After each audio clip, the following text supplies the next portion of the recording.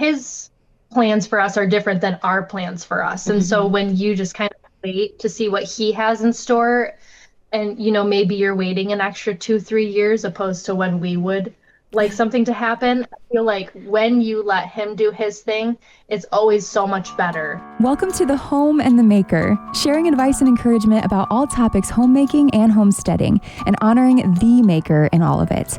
Join Megan from Shine.fm for today's conversation.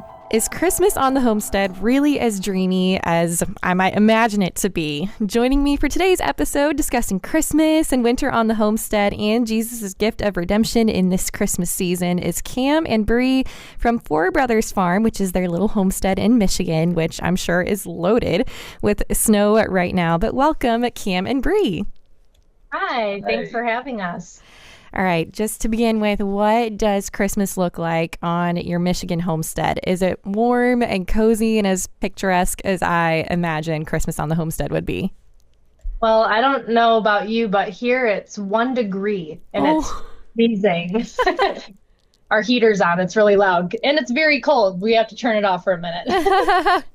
Yeah, it's so cold, but it's really beautiful. We have 8 inches of snow. Around that, maybe more. Wow. Yeah. The wood fire's going, the Christmas tree is up, and it is very, very cozy, yes. I love that. I love it. So what are some Christmas traditions in your family? We have a couple. So one of them that we do every year, and I don't think we've missed a year since the kids were born or since our first was born, is we'll gather everybody up in the car and we'll go to a chocolate shop that's a couple towns away from us. Okay. And then we'll all kind of pick out hot chocolate or some treat that the kids want, and we'll drive around and look at Christmas lights. Aww. So that's something that we really look forward to every year, and the kids have a lot of fun with that. That's awesome. Anything on your homestead, like this has to happen every single year that's like a part of your home? Firewood is a big one. So, I mean, I don't know if that's what you had in mind, but that's something that every year where there's that sense of dread of the cold weather kind of setting in. So that's one thing that we always fall behind on. And this year we did pretty well with it, but we always end up running out, it feels like, somewhere in February, and then we've got another 30 to 45 days of cold weather ahead of us. So fingers crossed. Yeah. So with all the preserving and everything you have harvested from your garden, from your land as well, because you raise meat as well, how much of your Christmas dinners or say you're going to family parties, how much of the things that you're making are from what you've produced on your homestead?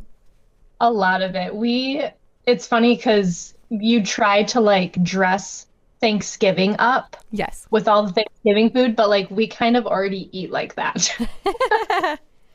Oh, sometimes it doesn't feel overly special, because we just already are eating not necessarily turkey, but chickens like turkey. Yeah. And Cameron's a really good cook. I don't, because I am not.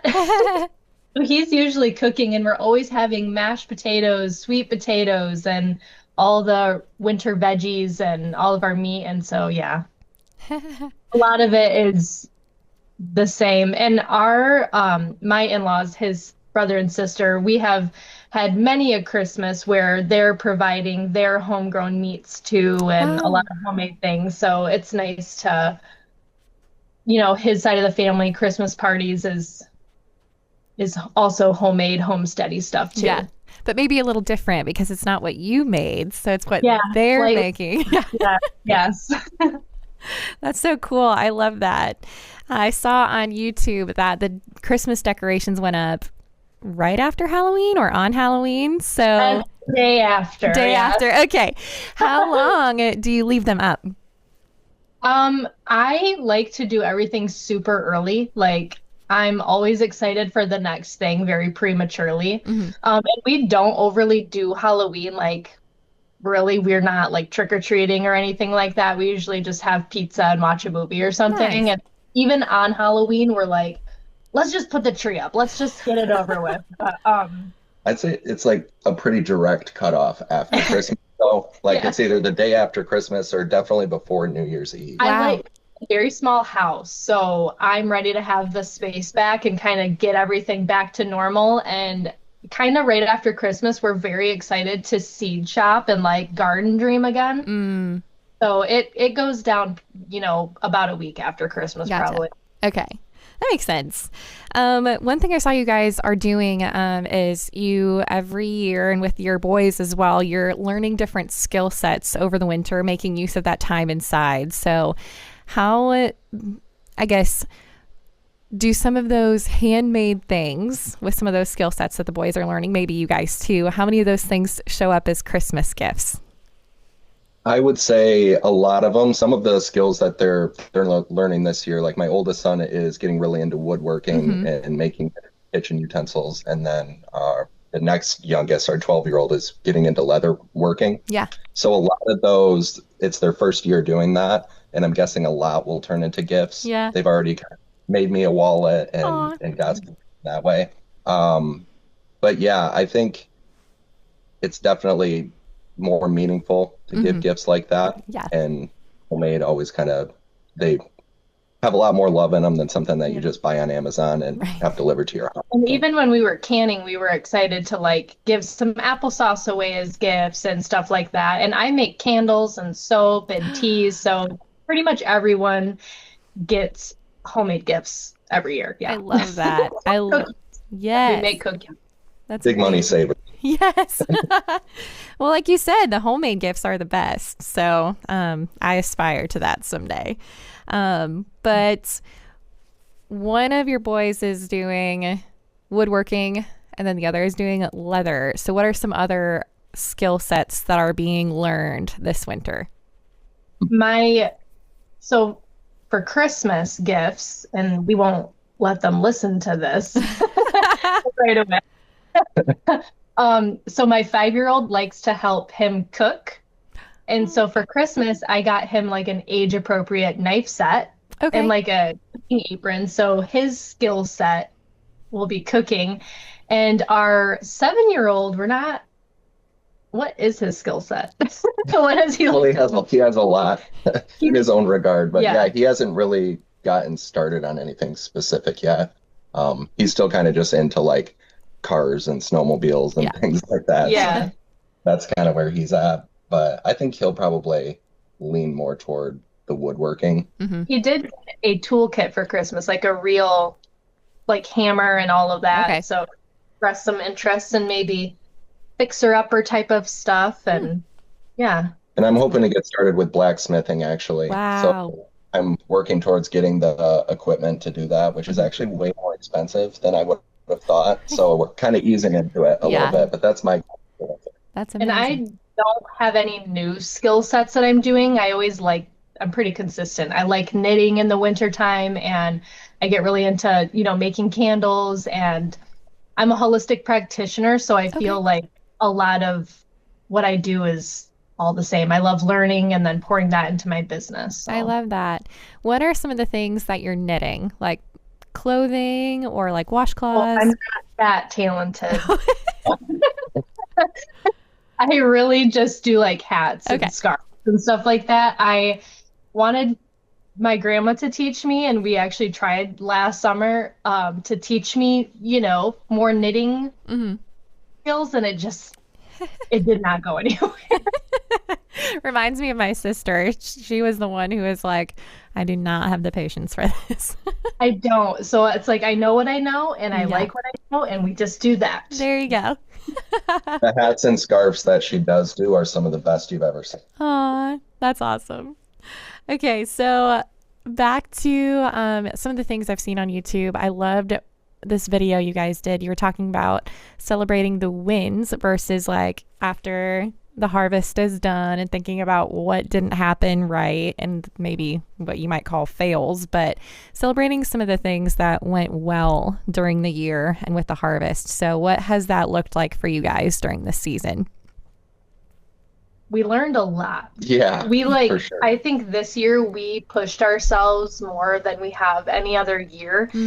And I honestly don't look back at the last season and think, oh, that was crappy, or, like it really, really we expanded our garden. We did more animals at a time than we ever have. And yeah. The freezer's fuller than it's ever been. Yeah. So That's it's great. like, even if we had done better, we would have probably had to invest in more freezer Freezer space. space and Yeah. things like that. So Mhm. it's hard to feel disappointed when you still have provided that much and succeeded in that many things. And the canning alone was a big step for us.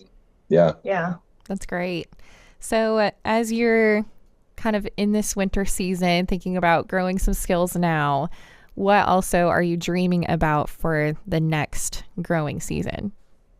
I think really just locking in, because we look at like what are our staple crops or what are the things that we go through the most of, where if we have to go to the grocery store and pick something up, what are we going there to get all the time? And how can we supplement that and kind of replace that in our own garden? Yeah. This last year it was tomatoes, and we did a lot better with it than we ever have. But I would like to continue kind of bettering that skill set next year. Tomatoes get higher yields and more fruit out of them. Yeah. And the same with potatoes. That's another thing that we're always having to buy. So we're And still, onions. yeah, for sure. For sure. Onions were a fail. We've tried it a couple years in a row, and for some reason, onions are not our strong suit over here. Yeah. We're going with a different breed of pig this next year too. Okay. Because I don't know if you saw the videos about this, but we had raised a breed called Coonies. Okay. And the meat is great, but it takes about 2 years to get to the point where you can harvest, Gotcha. where most are like a 6 to 8 months kind of thing. Okay. So it takes a lot more money to raise the breed that we raised, and it takes a lot more time when you're raising them through the winter. Yeah. So starting with a new breed, and I'm looking forward to not having to spend that amount of time and be out there watering pigs in the wintertime. Yeah. So, what are some other things this winter season that you're working on besides maybe the hobbies or the skill sets as you're prepping for next year? What are some other things that you can do in the winter before the next season? I think honestly, not much. Like just really thinking about the soil. We've mended our soil a lot this year, and I feel like we're in a spot where there's not a ton of work for us to do, and I see winter as a resting season and doing. So I don't know if you feel differently, but I don't feel like there's a lot of prep work or behind the scenes things that we're doing. It's truly a season of resting after all of the hard work we've done in the other seasons, and just being with our family, taking really slow evenings, and I would agree. Yeah, and it's like taking a lot more time for me to get to that point, I think, because I'm someone who is always working on the next thing, whether it's YouTube or whatever else. Yeah. So working full time during the day and then putting quite a few hours a week into YouTube, it can take a lot out of you. So I'm making it a priority this year on Brianna's recommendation to really take this season to rest and recoup where we can. And we homeschool, so homeschooling the boys just takes center stage above all the other stuff, and everything else is out of our control at that point. Yeah. Man, I love that. That sounds so nice. Just the whole season of rest. So with it being Christmas time, we celebrate Jesus's birth, and that's the redemptive plan for God's world. So when I was thinking of this Christmassy episode, your story came to mind for how God has shown his redemption in your lives. And so in the season where we think about God's redemption, can you share how God has brought new life to your story? I had my first son when I was 18. And we got married when we were 19, and we just really hustled. And when, and then we kept growing our family. We're in survival mode, looking back, like we were in survival mode. Yeah. Never had a lot of money, and get to the point where you have 4 kids and you're trying to please everyone. And we really lost sight of each other. And, when you get together with your high school sweetheart, well, we met at youth group really, but when you get together so young, you don't and have a baby, you don't have like the concept of like mature relationship, and it's Yeah. not like you're 30. You know what I Mm-hmm. mean? Everything kind of just fell apart, and we ended up getting a divorce, and we were divorced for about a year. Yeah, year to a year and a half. Yeah, probably Right. separated for a year and then divorced for a year, and then we reconciled, and we had to come to the end of ourselves, really. Like Mm-hmm. both of us in our own way, and God was working, and him in one way and me in another, and really healing some deep, deep wounds that we both had, that some of them didn't even have to do with each other. They were Mm. just from like childhood and stuff like that. Right. And God kind of made us come to the end of ourselves and really evaluate, like, what do you want? Hmm. And we had to let all of our ego and pride go and just say, we want each other, not just because we have 4 kids, like that was a reason, but we truly were like, this is silly. Like, we seriously, it almost felt like a day where we were like, this is really silly.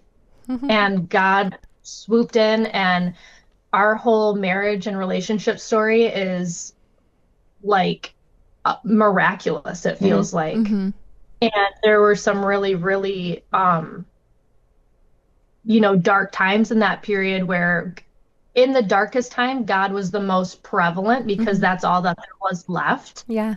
you know, that grief. And so I feel like we don't take each other for granted anymore. And God has really made himself clear in our marriage and where we stand with him and who he is in our lives. And yeah, Yeah. And really kind of being able to, or not being able to, but putting more of a priority on communication Mm-hmm. and effective communication rather than just, I need to get out everything that I want to say before you can say anything, Yeah. and kind of just dysfunctional argument. We've really started to put a priority on being able to do that more effectively in a Mm-hmm. loving way. and so sorry. Yeah. Like when I have an attitude, last week I had to say, I'm really sorry. Like, Yeah. you're right. And realize that I was wrong and lay it all out there. And so ever since, you know, going through that process, it makes every little argument easier to rebound from Mhm. because we went down that road, you know, and Yeah. it's not worth it. Just being authentic and how you feel with each other is super Mhm. important. Yeah. I love that. I love Does how that answer the question? Yes, it does. Yeah. No, I love how God has like redeemed your story and what he like the journey that he's taken you guys on. And so that's amazing to see like the other side of that too, and to hear your story. And something you had shared on YouTube as well is that you guys had also realized in that time of being apart that you did have the same dreams for like raising your family and for living. And so I'm just curious, like sometimes you're born into homesteading. Sometimes you just are tired of some of the way things are. And so you seek a better way, which might be homesteading. So how did these dreams start for you guys? I know when it's so we were in the process of saving for a home, our Mhm. first like home, not renting, you know, and my grandma has this little apartment in her lower level. So we were renting from my grandma at the time, and I was feeling this like stir to homeschool and eat better. And one of our friends from church was butchering chickens. Hmm. And I said, oh, I'll take one of those chickens.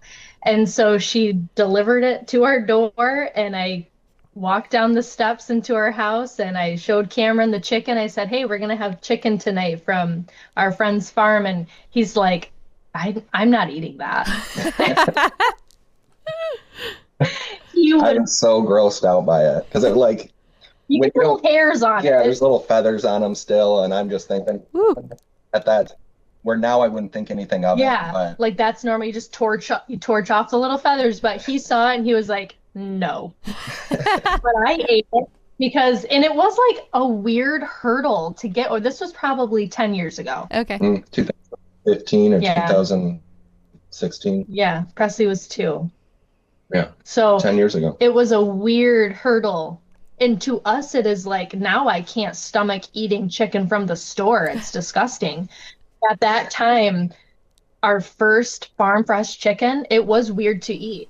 Okay. But it kind of, then I started to homeschool and,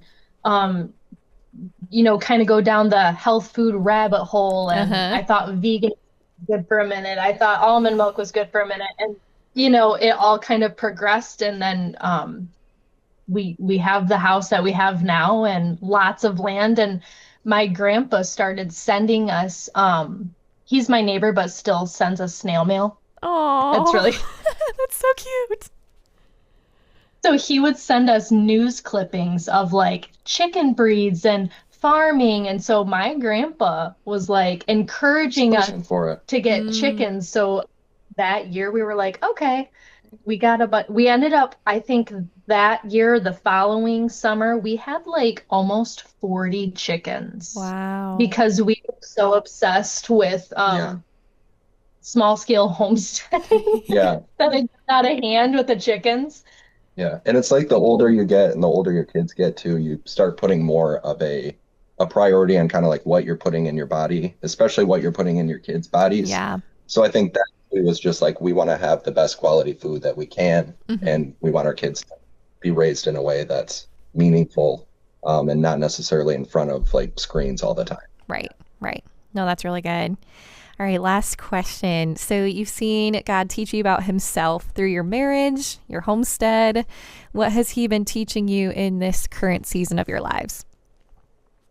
Patience. Mm-hmm. Yeah. That's a good Patience one. for sure. We have a lot of things on the horizon, a lot of big dreams that, you want to happen now. And sometimes God, you just have to wait Yes. and listen for his voice. And so all of our really big we're living like sardines in this home right now. And so, the dream of a bigger house, we would like that. And we're just being patient. Something we pray for frequently. Yeah. Yeah. And learning to actually rest, like during that winter season and not always doing. And so I feel like really leaning into resting in him and being satisfied in him and not always like trying to get to the next thing. Yeah. You know what I mean? Yeah. No, that's good. I think it can be really discouraging to try to kind of waiting on things to happen, but expecting them to happen on our own time. So the big lesson that we've been working on learning is to just allow those things to happen on God's time. And life feels a lot more, I guess, fulfilling that way, because we're not always disappointed or discouraged by trying to have it happen on our time. And we know too that when we try to force things to happen, the outcome can feel like sloppy and not as big and beautiful and crisp as it is when you wait and God is like Present. Yeah. Well, his plans for us are different than our plans for us. And so when you just kind of wait to see what he has in store, and maybe you're waiting an extra 2-3 years opposed to when we would like something to happen, I feel like when you let him do his thing, it's always so much better than when we're trying to force something to happen. Yeah. Yeah. That's so good.